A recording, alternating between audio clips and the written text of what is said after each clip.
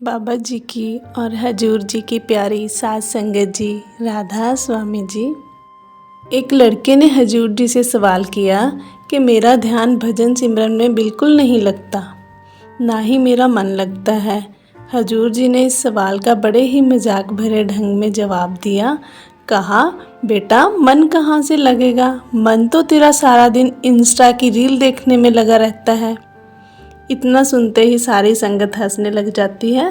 फिर हजूर जी ने लड़के को समझाया, बेटा हर काम का एक टाइम होता है।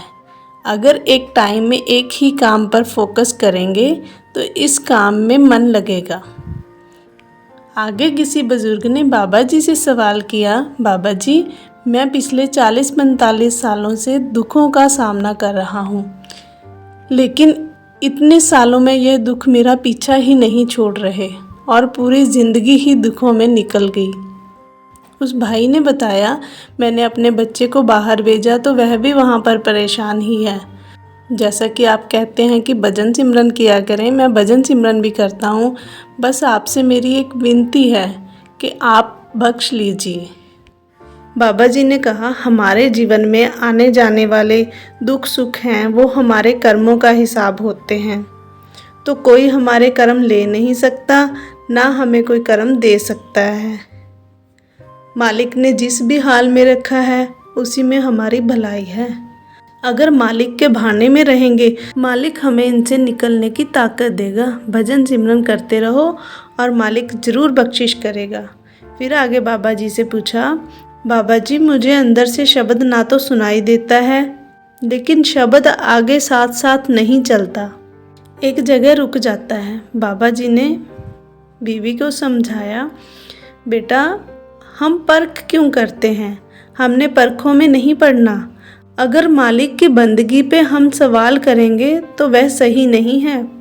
फिर एक लड़के ने बाबा जी से कहा, बाबा जी मैं पिछले कई सालों से आइलेट्स की तैयारी कर रहा हूँ।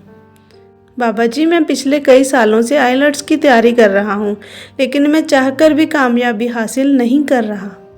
इस वजह से मेरा मन उदास भी रहता है और हिम्मत हार चुका हूँ।